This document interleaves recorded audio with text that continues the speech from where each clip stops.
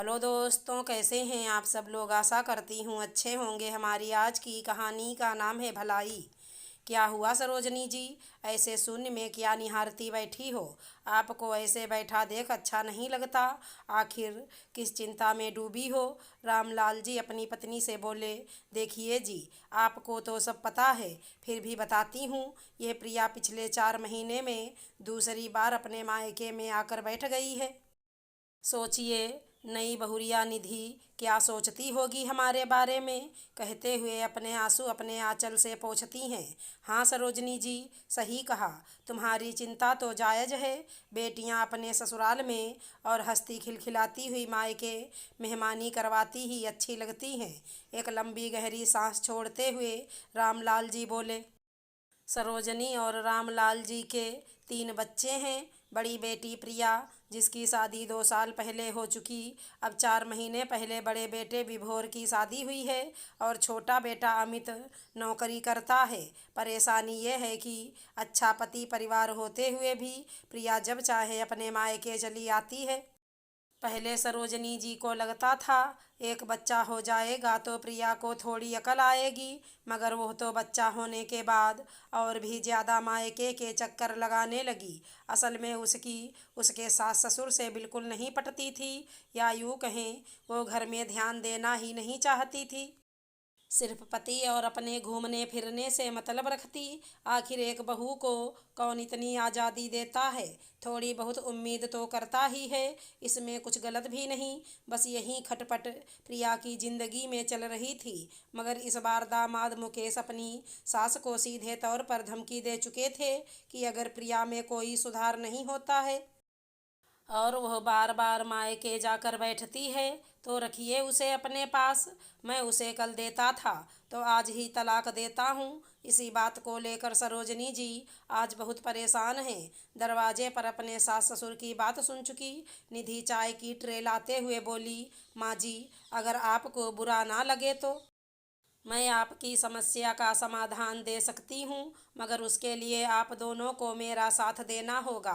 तब रामलाल जी उत्सुकता से पूछे, आखिर तुम जानती क्या हो प्रिया के बारे में। पापा जी, विभोर ने मुझे सब कुछ बताया है और आज मैं आप दोनों की परेशानी देख खुद बहुत दुखी हूँ। इसलिए कहती हूँ आप दोनों मेरा साथ दीजिए तो हम इस समस्या का समाधान कर सकते हैं। निधि उन्हें कुछ बातें समझाती है। अपनी बहू की बात सुन सरोजनी और रामलाल जी हामी भर देते हैं। रात को खाने के समय हाय हाय कितनी मिर्ची डाली है। भाभी मैं तो खा भी लूँ, मम्मी पापा इस उम्र में कैसे खा सकते हैं। प्रिया दीदी, मैं तो ऐसे ही बनाती हूँ। कहते हुए निधि रसोई में चली गई। मम्मी आप कुछ कहती क्यों नहीं। सरोजनी जी ने चुप रहने का इशारा किया। सब चुपचाप अपने कमरों में चल दिए। अगले दिन मम्मी, आप रसोई में क्या कर रही हैं। प्रिया बहू तो 9 बजे तक उठेगी। चाय नाश्ता बना दूं, वरना तेरे भाई ऑफिस भूखे चले जाएंगे। लेकिन आपको तो गठिया है ना। अब ज़्यादा देर तक कहाँ खड़ी रहेंगी। लाओ मैं करती हूँ। बोल माँ के हाथ से चाय का पतीला लेकर दूध डालने लगी। तभी देखा माँ धीरे से परात में आटा छान रही थीं। अरे आपकी उंगलियों के जोड़ तो दर्द करते हैं आटा गूँथने से। आप छोड़ो, मैं करती हूँ, आप चाय पी लो। तभी सरोजनी जी एक कप चाय ले जाने लगीं और बोली, बहू को दे आती हूँ। मगर माँ आप क्यों जाएंगी। उसे पीनी हो तो वो खुद आकर ले जाए। अरे बेटा क्या बताऊँ, करना पड़ता है सब। सुन प्रिया फटाफट पराठे और आलू की सब्जी बनाने लगी। अचार निकाल दोनों भाइयों की टिफ़िन पैक करके टेबल पर नाश्ता लगा दिया। फिर देखा तो निधि भाभी उबासी लेते हुए चली आ रही थी और बैठ नाश्ता करने लगी। उसे देख प्रिया के तन बदन में आग लग गई, लेकिन सरोजनी जी का इशारा पाकर चुप रह गई। कुछ देर बाद देखा तो निधि पर्स मटकाती हुई बोली, मम्मी जी, मैं सहेली के साथ पिक्चर देखने जा रही हूँ, वहीं कुछ खा लूँगी, आप अपना देख लेना। प्रिया की तरफ देखा भी नहीं। सरोजनी जी सिर हिला देती हैं। चलो करेले काट दाल चावल भिगो देती हूँ, फिर आटा भी लगाना है। बेबस सरोजनी जी कुर्सी से उठने लगीं। माँ मैं भी चलती हूँ। ये भाभी को क्या हुआ? पिछली बार तो अच्छी भली थी, इस बार तो कुछ नया ही अंदाज है। अरे बेटा, मेरे लिए कुछ नया नहीं है, ये तो शुरू से ही ऐसी है। कुछ दिन ठीक ठाक गुजरे, नया रूप देखने को मिला। मेरा तो बुढ़ापा ही खराब हो गया। तेरे पापा भाई यूं डरे डरे रहते हैं, कभी भी मायके जा बैठती है, क्या ये मायके चली जाती है? भाई कुछ नहीं कहते क्या? वो बेचारा खुद ही हाथ पैर जोड़कर लेकर आता है। भाभी का ये रूप देखकर प्रिया हैरान थी।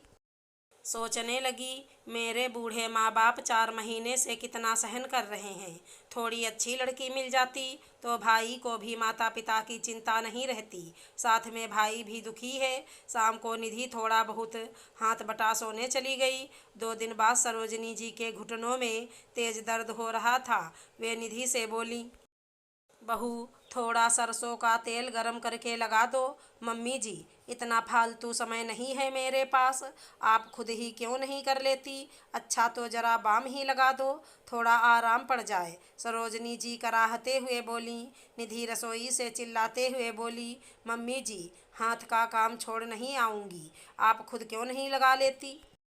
यह सुन प्रिया दौड़ी आई। लाओ मैं लगा देती हूँ। हाँ लगा दे, पर बेटी तू कब तक लगाएगी? सुन प्रिया चुप हो गई। गुस्सा तो बहुत आ रहा था, पर क्या करती। शाम को ससुर जी बोले, बहू चाय बना दो, 5 बज गए। क्या पापा जी, चाय चाय लगा रखा है, मैं पार्लर जा रही हूँ, घर में और भी लोग हैं। आप उनसे तो कुछ नहीं कहते, जब देखो मुझ पर हुक्म चलाते हो। बहू तुम्हें तो पता है मुझे दिन में 4 चाय लगती हैं, फिर तुम ध्यान क्यों नहीं रखती? हद है, आपने मुझे बहू नहीं काम वाली समझा है। जब देखो चाय नाश्ता खाना मांगते ही रहते हैं, मुझे चैन नहीं लेने देते। ज़्यादा परेशान किया तो मायके चली जाऊंगी कह देती हूँ। इतने में विभोर बोला, अरे कोई तुमसे कुछ नहीं कहेगा, ऐसा बिल्कुल मत करना। बस करो भाभी, क्या हो गया? घर की बहू काम वाली नहीं होती। मैं आपको 4 दिनों से देख रही हूँ। सास ससुर आपके माता पिता समान हैं, उन्हें ऐसे परेशान करोगे तो सुकून ना पाओगी। धरती पर भगवान तो यही हैं, पति से हाथ पांव पकड़वाओगी तो नरक मिलेगा। ये घर आपका है, यहाँ आपके फर्ज हैं, तो आपको अधिकार भी पूरे हैं।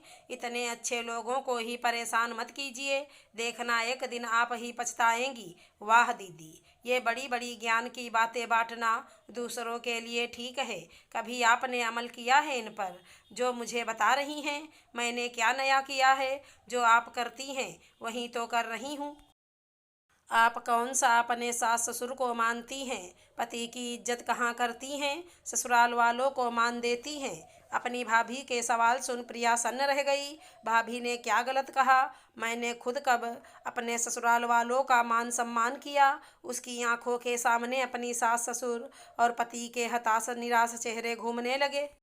जब अपने माता पिता पर बात आई तो पता चला उन्हें कैसा लगता होगा। वे लोग तो मुझे समझाने का भरसक प्रयास करते रहे। मैं घर के कामों से जी चुराती। जब मैं अपनी माँ का हाथ बटा सकती हूँ तो सास का क्यों नहीं? ससुर जी बेटी बराबर प्यार करते हैं। बाजार से खाने पीने का सामान लाते, ननद हमेशा आगे पीछे घूमती है। उल्टी बात का पलट जवाब भी नहीं देती। पति भी कितना झेल चुके सिर्फ मेरे लिए, और मैंने तो एक छोटी बच्ची को उसके बाबा दादी पिता से दूर कर रखा है। इस बार माँ जी कितना बोली, बहू पहले तुम अकेली थी, पर अब हमारी पोती को लेकर मत जाओ, उसके बिना घर खाली खाली लगता है। और मैं कहाँ सुनी, सोचते हुए सोफे पर बैठ गई। दीदी क्या आप समझी? आप क्या गलत कर रही हैं? विभोर बोला। हाँ समझी, पर बहुत देर हो चुकी है। तेरे जीजा जी मुझे तलाक दे रहे हैं, अब इस गलती का कोई पश्चाताप नहीं। कहते हुए प्रिया रोने लगी। दीदी माफ़ी मांगने के लिए कभी देर नहीं होती। पीछे देखिए, मुकेश जीजा जी आए हैं तुम्हें लेने। आप यहाँ कैसे? कहते हुए अपने पति के पैरों में गिर पड़ी। मुझे माफ़ कर दीजिए। मैंने जो किया आगे से कभी नहीं करूँगी। अब से खुद से ज़्यादा परिवार का ख्याल रखूँगी। बस तलाक की बात कभी ना करना। अरे तुम अपना ख्याल पहले रखना, तभी सबका ख्याल रख पाओगी, वरना फिर झगड़ा शुरू कर दोगी। हंसते हुए मुकेश बाबू बोले।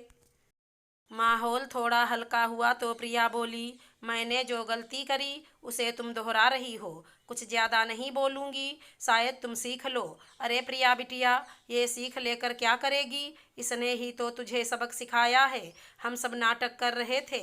इसके कहने पर सरोजनी जी खुश होकर बोली, माँ कोई अपनी बेटी के साथ ऐसा करता है?